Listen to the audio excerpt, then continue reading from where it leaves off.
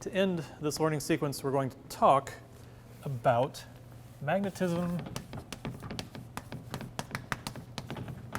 in matter, an extremely complicated subject. I have several times drawn bar magnets and told you they're magnetic because they're full of little magnetic moments, little atomic current loops, electrons orbiting a nucleus, electrons spinning, and then all those line up and give you a big magnetic field. Well, it's not that simple necessarily. Imagine we had a magnetic moment here. Mu is that way. We can figure out the direction of the current. Oh, it must be this way. It's going around like that because we've been thinking about this a while. What if we had another one next to it? Which way does it want to go? Well, let's see. Magnetic moments like to align with a field. This creates a field going like that. Actually, this one wants to align down. So they don't necessarily want to align. Of course, if we had another one here, it would want to align. So even in our extremely simple little model, we already run into trouble on getting all these things to align. And then, of course, you know, in real materials, they aren't all magnetic. Not everything is magnetic. Let's look at a few materials and see if we can get some feel for what's a magnet and what isn't. So this is a magnet. This is a bar magnet.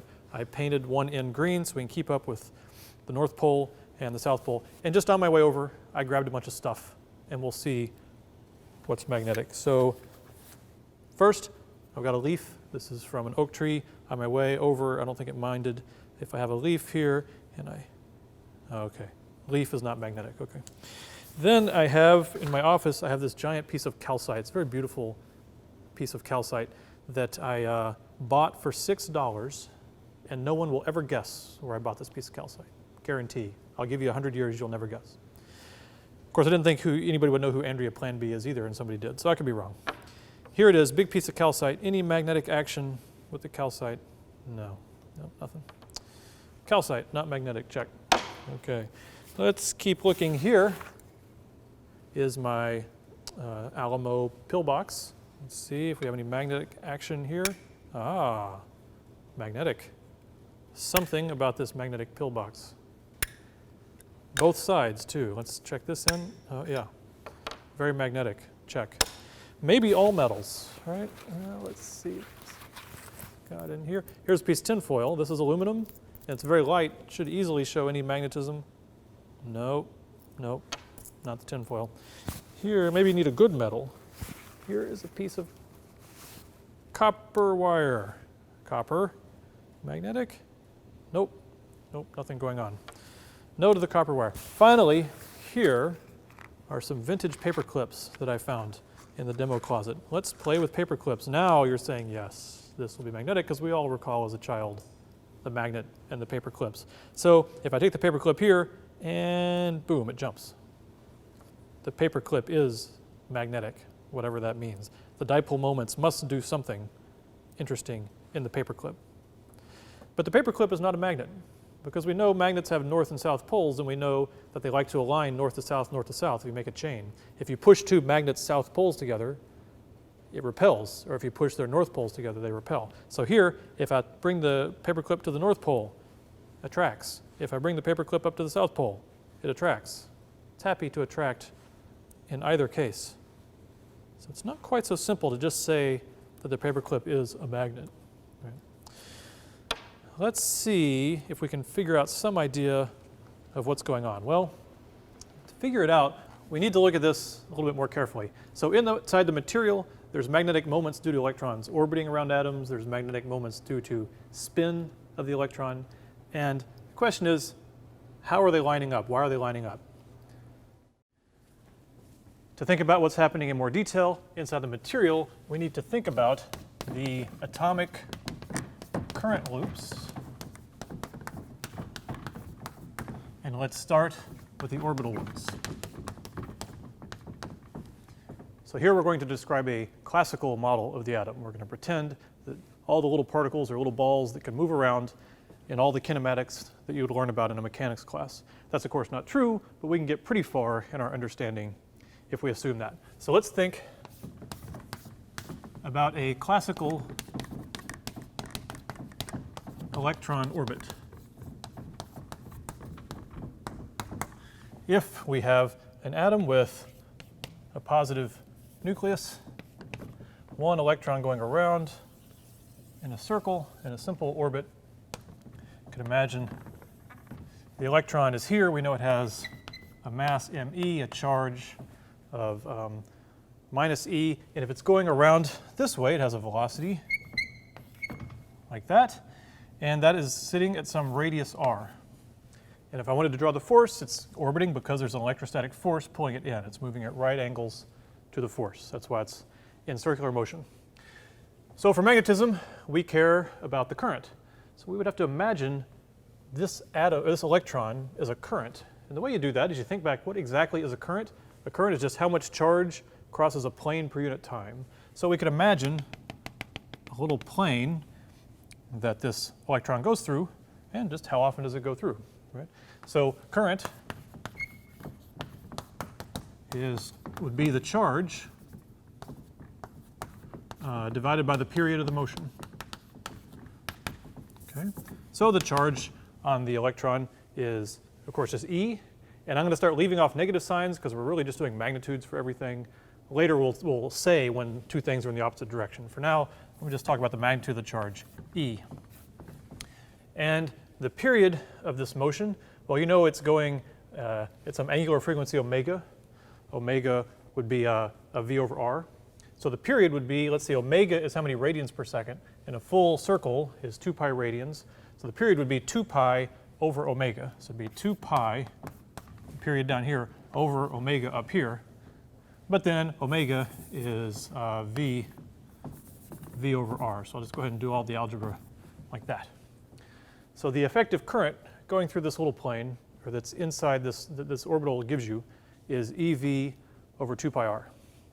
But then you remember that what we care about in magnetism is not the current, but the magnetic moment. The magnetic moment was the current times the area. So if we multiply this times by pi r squared, then what do you get? You get 1/2 EVR. So the magnetic moment of this little electron is 1/2 times its charge times its orbital velocity times its radius. Okay? But we're not done. And we're not done because physicists love momentum. Okay? Momentum is conserved. You can solve lots of complicated problems just by thinking about momentum. And the momentum we love many momentums. The one we love really is the angular momentum. You may have learned in your mechanics class that there is linear momentum. Also, there's the angular momentum of something going in a circle. mvr is angular momentum, and it's conserved. So therefore, we don't describe the magnetic moment of the electron in terms of its velocity and radius. We substitute in L, and that's where your V and your R go. And what you end up with is that the magnetic moment, the orbital magnetic moment, I'll put orb on here, and this is just of an electron since we've put in the charge of an electron, is E charge over 2 times the mass of the electron times its orbital angular momentum. So we like to write it this way because then you'll notice that this is the property of the particle, and this is just its angular momentum. So from this way of writing it, you can see any particle you have, you write something about its properties, and then you write its angular momentum, and then you're set with its orbital angular momentum. But then it gets weird. Okay, so in this classical description, you could have the electron going at any speed you want. You could have a low angular momentum, a high angular momentum, it could stop, you could have 0. But then quantum physics comes in. And quantum physics, so we're going to make this classical, except occasionally we're going to have to modify it. This is one thing that is different. Quantum physics says angular momentum can't be any value. It can only be quantized values. So it's quantized L is quantized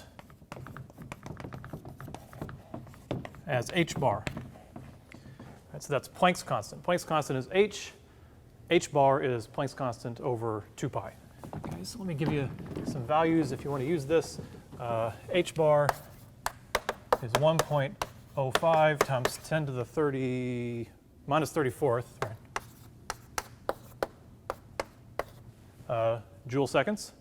And therefore, if we put all this together, you get that the L, the angular momentum of this electron, its orbital angular momentum, would actually be the square root of 2 E over 2 times the mass of the electron, h bar. This is the lowest value. Well, this is the lowest non-zero value. So if the electron has no angular momentum, then that's fine. But it also be, this is the first quantized value above 0 of the electron's angular momentum, where we've just basically replaced L with square root of 2 h bar. So according to quantum mechanics, then it could have another one higher. It would jump up in a quantum jump to the next one, to the next one. But for now, we'll just think about this lowest non-zero value. There is another atomic current loop.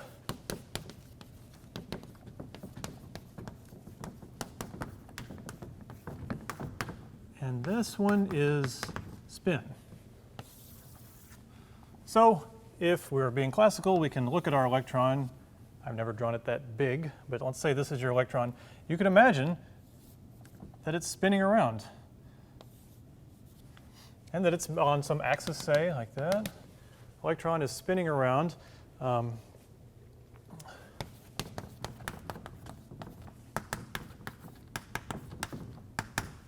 And it's made up of charge, so you have a volume density of charge spinning around. Therefore, that's going to have be a current, and that current is going to have a magnetic moment. Okay, let's be very clear. Not really. It's not really spinning. Okay? The electron, as far as we can tell, is a point particle. So how could a point particle spin? It can't. But it turns out that particles have an intrinsic magnetic moment in them, and it is referred to as spin to give kind of a classical spin on it, I suppose. Not really, because it's a point particle. Well, for many reasons. It has no size.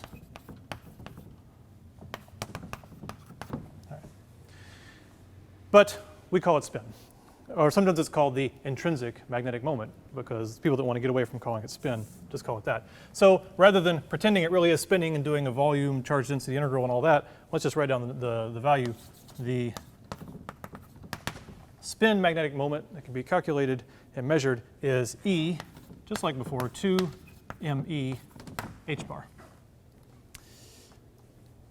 It has a single value. It's not spun up faster. It's not higher or lower. That's its quantized value, E over 2 me h bar. And this is sort of fundamental. You can see this is similar to the orbital value.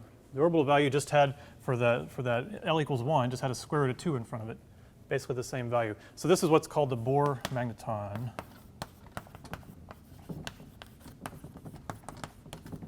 You can sort of think of it as the fundamental unit for microscopic magnetic moment. It's not really a unit, it's sort of a small expression, but everything is often referred to in units of the Bohr magneton.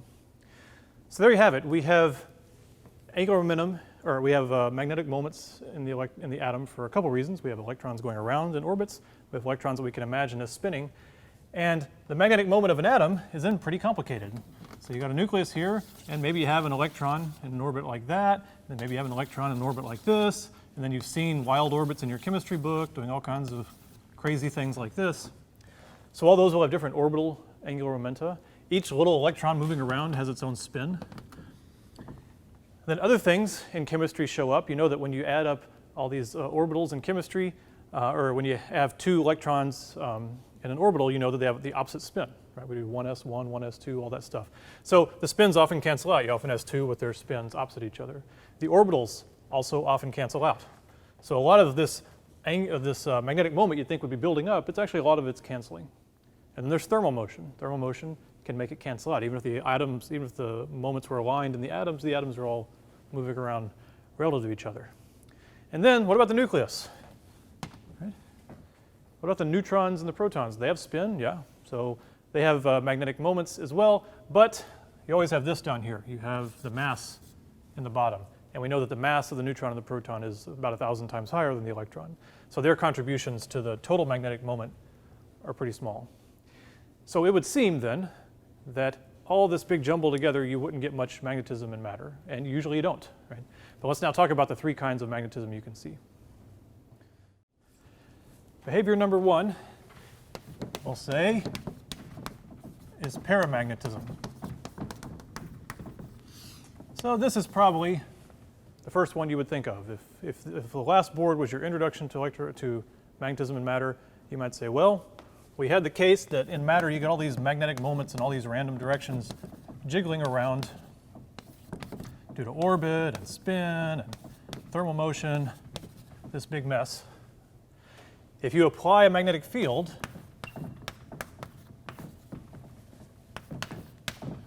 we know what we think should happen is those moments will align with a magnetic field, just like a compass, right? A compass aligns with the Earth's magnetic field. So at the microscopic scale, it's also the same. You're going to tend to get them to go, maybe not perfect, but you'll get some alignment. Well, arrow's a poor choice, with the magnetic field. So a paramagnetic material is something that does that. So when you apply a magnetic field, it becomes, its moments align, it becomes magnetized, it creates a magnetic field, it becomes a magnet.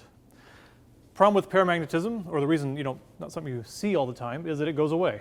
As soon as you turn off the magnetic field, it comes right back to this. It doesn't stay. Okay?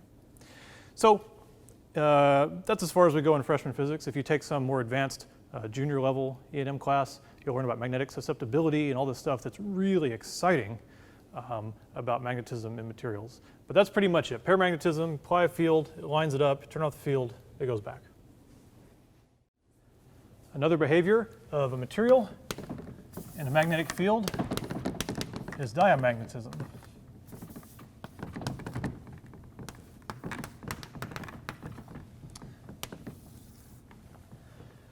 So in this case, let's think about some electrons in orbits. And one reason all the magnetic moments cancel out is often you have the orbits going in opposite directions, two electrons sort of canceling each other out. So let's draw what that would look like. So you might have one electron in an orbit like this, and the dashed lines means that's the back, right? This is the front of the orbit out of the board, this is inside the board. And you might have another orbit down below it, and I need it to be a little bit curvy. Another one below it, kind of like that.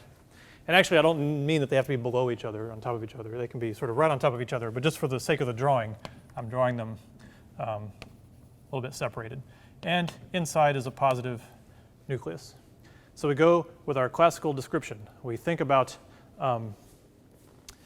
two electrons following these orbits. So here's an electron, and if it's going in the circular orbit, it's because it's got its velocity like that, orbital velocity, and it's feeling a force inside, Fe, because it's an electrical force being attracted to the proton.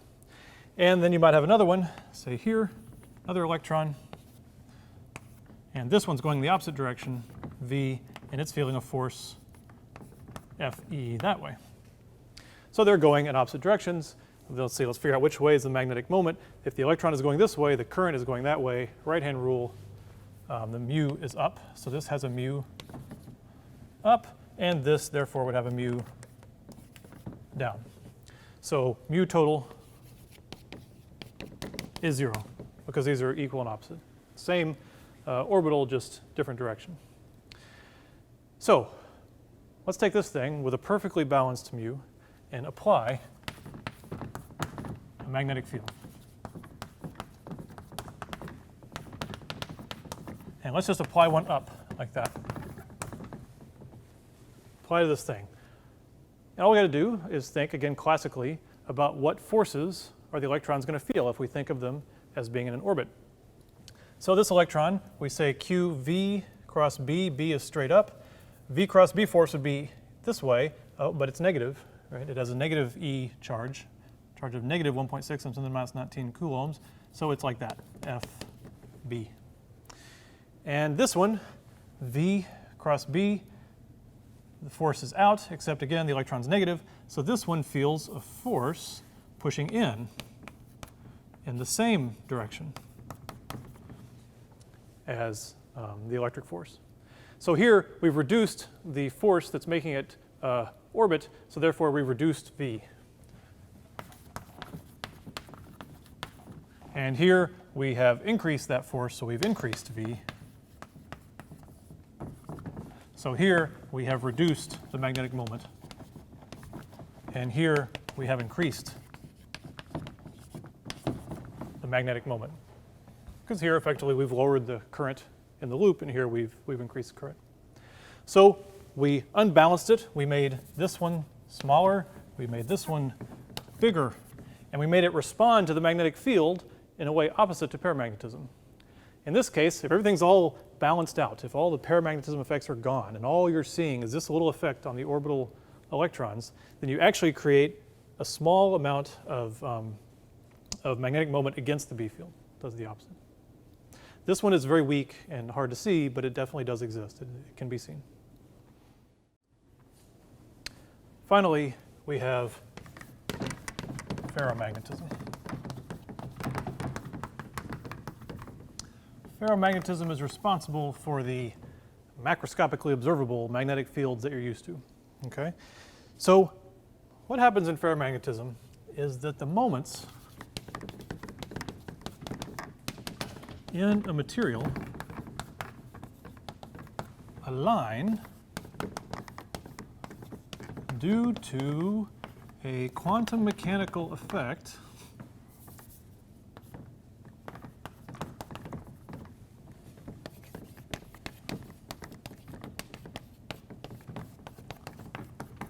called the exchange interaction. And I love to explain things deeply and not really just give names and words to things, but not here, okay? It's called the exchange interaction. It's got no mechanical, it's not classical at all. And I'm not saying it's completely mysterious. You can read a little bit about it and you'll get the idea. It's an interaction between the orbital and the spin angular momentum. But it's very complicated. But what it does mean is that in some materials, due to this quantum mechanical property, basically due to the electronic structure, that's why all the materials are different. They have different electronic structure in the material. The domains like to align. So this happens largely in iron, which is basically the namesake of the effect, iron and ferrous, cobalt, nickel, and some other elements, some other transition elements. So certain materials like these will have the ability to have a lot of their moments align, have a macroscopic magnetic effect. But that doesn't seem to be exactly right so far, because we think back to the demo, it had a permanent magnet. What does that mean, permanent magnet? Well, it must be that this happened. A lot of its moments aligned, so it had a big moment inside of it. But then I had those little paper clips, and those had iron in them. And when I brought the permanent magnet up to those, they stuck together, which told you it was magnetic. We didn't really explain that in detail, did we? And then I pulled it off, and they stuck together and I pulled it off. But if you've played with a permanent magnet and those little paper clips, you know that it doesn't matter which way you turn the paper clip, right? One way it'll stick, other way it'll stick. If the paper clip really had all its moments aligned, it would really only stick one way. It'd be like two permanent magnets trying to shove them together. So it seems like there's something going on. The paper clip is made of iron, but it's not doing exactly this. So it is yet even more complicated. If you were to zoom in onto the material of the paper clip or onto the piece of iron, you would see, if you were to zoom in with some glasses that give you magnetic contrast, you would see it's made up of little domains, microscopic domains. Each one has millions of atoms in it, but they're microscopic to us. And within those domains, the magnetic moments align. Like this. But to our macroscopic senses, it all gets averaged out. Okay, so if you just have a piece of iron lying around that's never seen a magnetic field, that was cooled from some melted state, it would be something like this. If you looked really close, you could see aligned magnetic moments, but you have to look really close. But what happens is, kind of like in paramagnetism, when you apply a big external B field, you can align, or well, actually, you tend to kind of grow domains. There might still be a couple that aren't aligned, that are very well aligned with the magnetic field, like this. So look in your physics book, there'll be much prettier drawings than I'm making here. But the point is that you apply an external magnetic field, and it aligns the domains. And unlike paramagnetism, it'll stay that way. Okay, so it depends on exactly what's in the material, what kind of iron in it, what dopants are in it. Is it iron, cobalt, nickel? So some materials you can align with a magnetic and it really stays for a long time. It holds it really well. So that's what a permanent magnet is.